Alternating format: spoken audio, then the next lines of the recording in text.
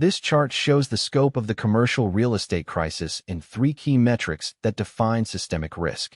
$890 billion in commercial mortgages are underwater right now, shown here against the total commercial real estate debt market of $4.7 trillion. That's nearly 20% of the entire market trading below loan values. The middle section displays regional bank commercial real estate exposure concentration, with the average regional bank holding 160% of their capital in commercial real estate loans, far exceeding safe lending ratios. The timeline at the bottom maps the crisis from the 2019 peak through the 2026 current crisis phase to the projected 2030 resolution. This isn't a normal real estate cycle. The numbers show systematic over-leveraging that threatens the entire regional banking system. This occupancy chart reveals the permanent demand destruction driving the crisis. Office occupancy rates peaked at 95% in 2019, representing nearly full utilization of premium office space. The dramatic drop to 15% during 2020 lockdowns was expected to be temporary. But by 2026, occupancy has only recovered to 68%, and the trend is still declining. The city comparison shows severe geographic disparities. Manhattan achieves 75% occupancy. San Francisco struggles at 55%, while Austin and Phoenix secondary markets are below 50%. The corporate reduction examples quantify the permanent change. Google eliminated 40% of its global footprint, returning 2 million square feet to landlords. Goldman Sachs cut trading floor space in half. These aren't temporary cost cuts. They represent permanent business model changes that eliminate demand for millions of square feet of office space. This leverage analysis chart exposes how commercial real estate became a speculation machine during the bubble. The loan-to-value comparison shows the historical average of 65% versus the 2019 to 2022 average of 78%. That 13 percentage point increase represents over $1 trillion in incremental leverage across the commercial real estate market. The interest rate shock panel shows the refinancing catastrophe. Loans originated at 2.5 to 4% between 2019 and 2022 now require refinancing at 7 to 9% rates. The debt service coverage ratio breakdown demonstrates the mathematical impossibility. Properties that easily cover debt service at 3% rates cannot generate sufficient cash flow to service 8% debt. This creates a systematic refinancing crisis where borrowers face default regardless of property quality or management competence. This institutional exposure chart identifies the three groups that created systematic risk through concentrated lending. Regional bank commercial real estate exposure by institution shows the dangerous concentrations. New York Community Bank holds 480% of capital in commercial real estate, Zions Bank Corporation 320%, Valley National Bank 290%. These ratios exceed safe lending limits by factors of 3 to 5. The private equity fund size comparison reveals the scale of institutional capital deployed. Blackstone Real Estate Partners raised $24 billion. Brookfield Property Partners $15 billion. Related Fund Management $8 billion, all between 2019 and 2021. The CMBS issuance timeline shows the securitization boom, with over $400 billion in commercial mortgage-backed securities issued during the peak bubble years, scattering risk across global institutional investors who cannot coordinate workout strategies. This comparison matrix reveals why commercial real estate could be more dangerous than subprime mortgages. The timeline comparison shows subprime collapsed in 18 months from peak to trough, while commercial real estate moves over 5+ year cycles, creating prolonged systematic stress. The loss concentration analysis shows the critical difference. Subprime losses hit large money center banks that could access Federal Reserve emergency facilities and raise capital quickly. Commercial real estate losses concentrate in regional banks that lack capital cushions and regulatory support systems. The government backstop comparison exposes the policy vacuum. Residential mortgages had Fannie Mae and Freddie Mac providing systematic liquidity and workout programs. Commercial real estate has no government backstop, no systematic modification programs, no coordinated policy response. The matrix shows commercial real estate combines the systematic leverage of subprime with longer crisis timelines, concentrated regional bank exposure, and no policy backstops. This bank failure analysis quantifies the systematic threat to regional banking. The failed bank section documents the casualties that have already occurred. New York Community Bank collapsed when its commercial real estate portfolio was marked down by $12 billion, representing 60% of the bank's loan book. Signature Bank failed after Manhattan commercial loans lost 60% of their value as major tenants defaulted.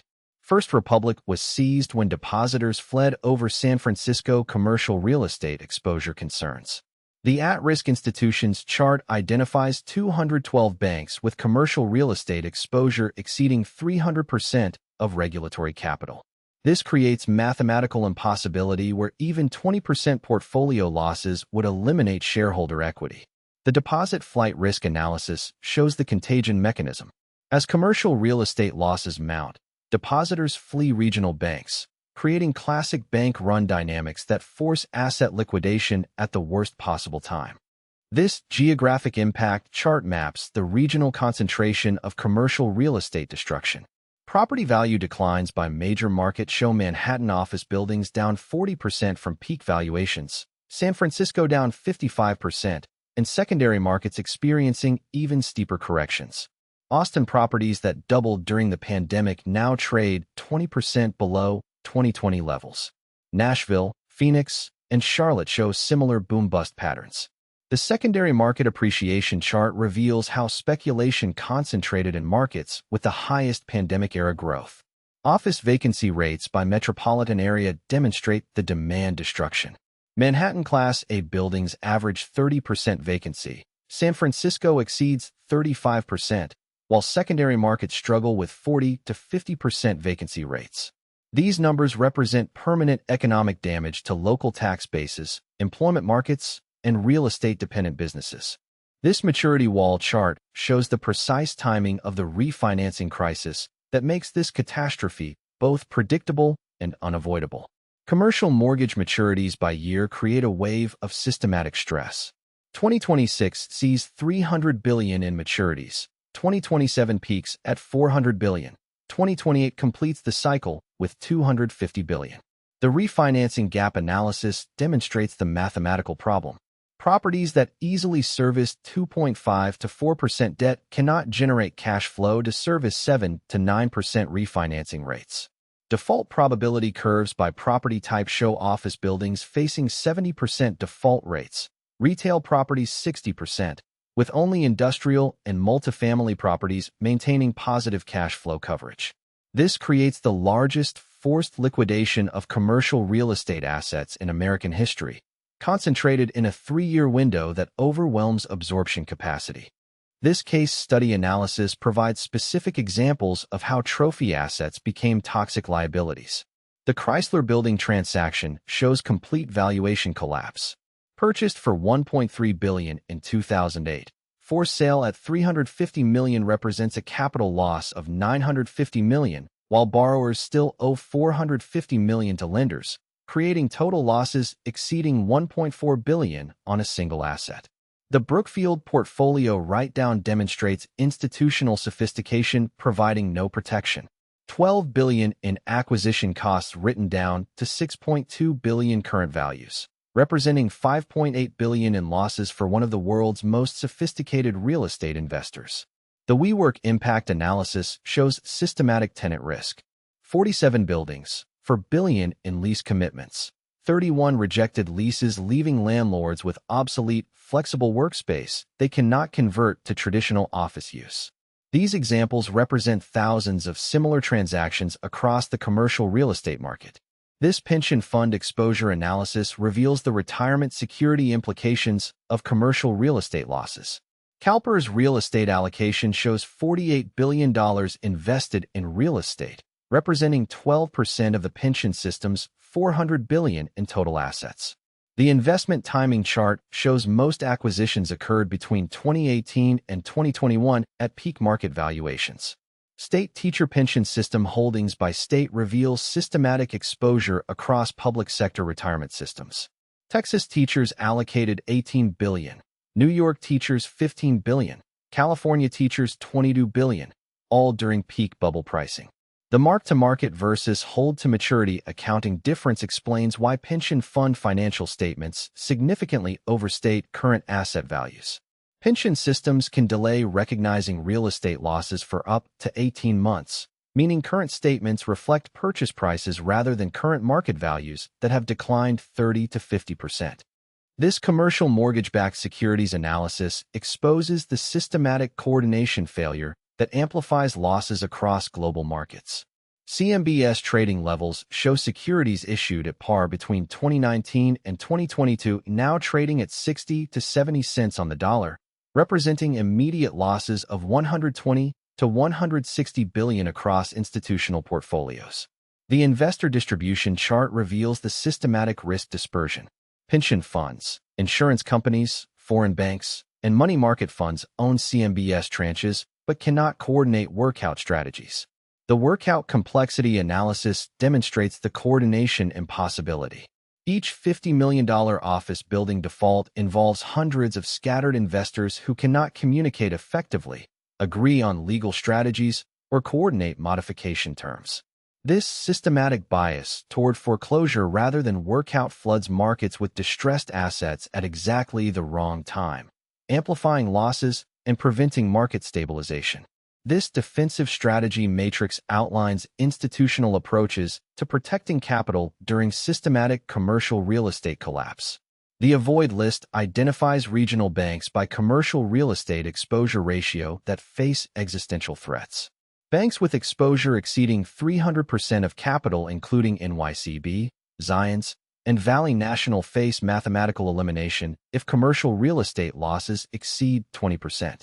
Short targets focus on vulnerable REITs, including Boston Properties, SL Green Realty, and Vornado Realty Trust that own obsolete office buildings in oversupplied markets with declining rents and rising vacancy.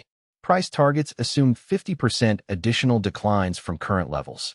Opportunity investments target distressed debt specialists, including Starwood Property Trust and Apollo Commercial Real Estate Finance that purchase distressed commercial mortgages at 50 cents on the dollar and control workout processes, providing asymmetric return opportunities as markets normalize. This scenario probability matrix evaluates 4 potential paths out of systematic commercial real estate crisis. Office mandate return requires corporations to override employee remote work preferences, abandon cost savings from reduced space, and ignore productivity data showing remote work effectiveness.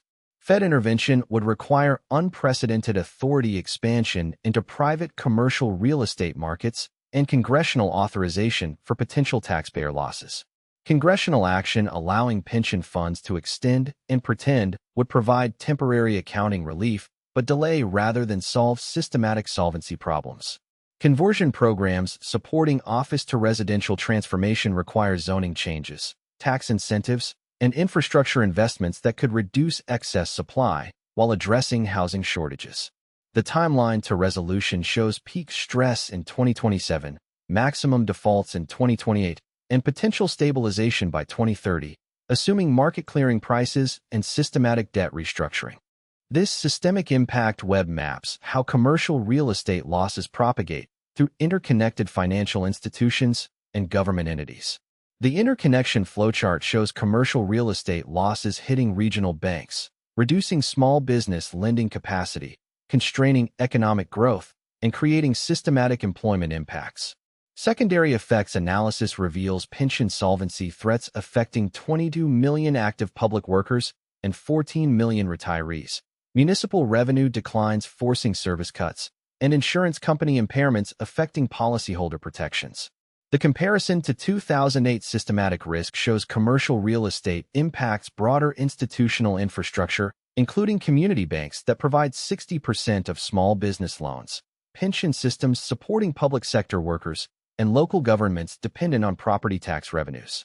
Unlike subprime, which primarily affected housing markets, commercial real estate affects every institution supporting economic growth. This crisis timeline summary shows key inflection points and systematic resolution requirements. The professional positioning framework outlines 5 institutional strategies. Avoid regional banks with excessive exposure, hedge through sector ETF puts, short vulnerable commercial REITs, Invest in distressed debt specialists. Allocate to safe havens benefiting from commercial real estate distress. The timeline shows crisis escalation through 2028 with systematic resolution requiring honest price discovery, debt restructuring, and asset reallocation to productive uses.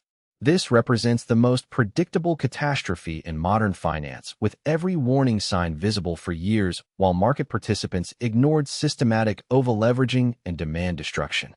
Educational value proposition emphasizes continued institutional analysis of how professional money managers navigate systematic real estate cycles and position for economic structural changes. Subscribe to Premium Logic Lab for continued analysis of how systematic crises unfold and resolve.